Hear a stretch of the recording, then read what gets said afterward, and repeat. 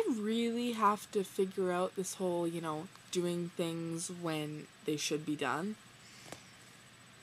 I'm an awful procrastinator. For example, it's 1:10 right now. I'm about to start on my English project that really, it was due yesterday. Don't get me wrong or anything, I did do it. At least, some of it. We had a whole week to do it in class. Trouble is, I have lots of my friends in that class, so I kind of didn't. So I did it like last night, I did tons of it, but yeah, just kind of didn't finish it. So, or I finished most of it, I just didn't get a couple questions, but still, it's 1 a.m. I should have been done this by now. I've been sitting in my bed on YouTube, on Facebook for the past how long?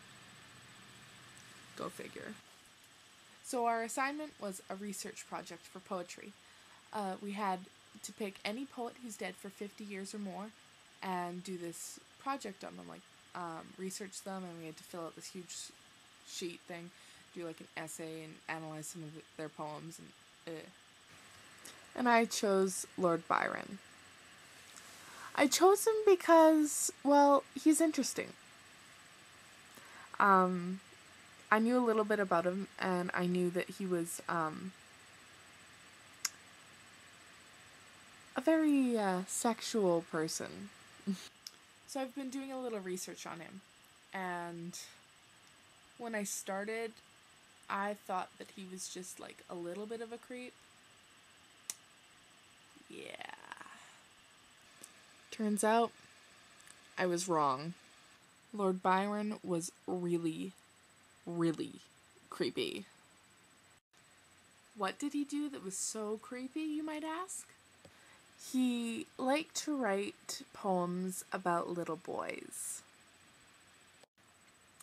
He really, really liked to write about sex. Now, Lord Byron was born in London, England in 1788. At that time, there weren't many boundaries sexually for males.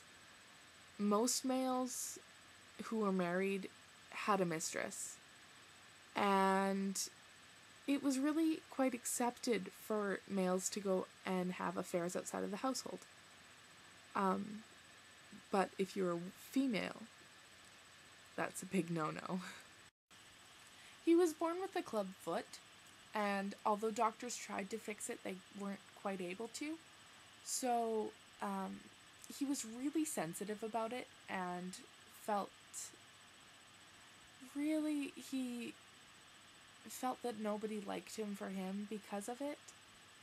And he started to look for love in really strange places. Think, young boys. Cows. His half-sister. Yeah, you heard right, his half-sister. He had a kid with his half-sister. I know. I really find it creepy. There is one thing to say about that, though. He didn't grow up with her, so kind of changes it a little bit, but still slightly creepy. Byron later left London because although bestiality wasn't illegal, it was very strongly disliked and looked down upon. It was one of the few sexual borders that you just didn't cross. So Byron died quite young, and even though he was so young when he died, he had published some really, really good works, and he'd had many, many, many lovers. Male, female, and barnyard. Don't get me wrong, he is really interesting, but his poems are so long, it's not even funny. They're like as long as the Bible, I swear.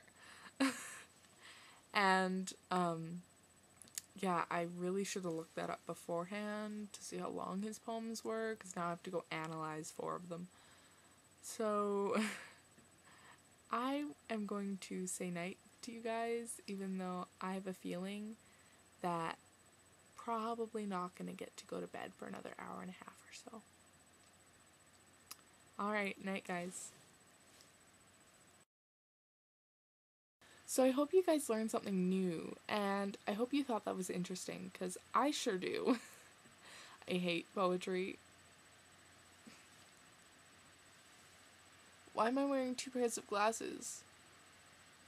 Ah, that's so confusing. Well, whatever. Yeah, I hope you found that interesting and you weren't completely bored by that. I tried to keep it under 5 minutes. I think it is, maybe not. Okay, bye guys. And of course I decided that I wanted to make a video and spent half an hour making one instead of just sitting down in front of my camera and talking for 10 minutes. But I think that he deserved that. He deserved to have a video dedicated solely to his sexual exploits. Oh.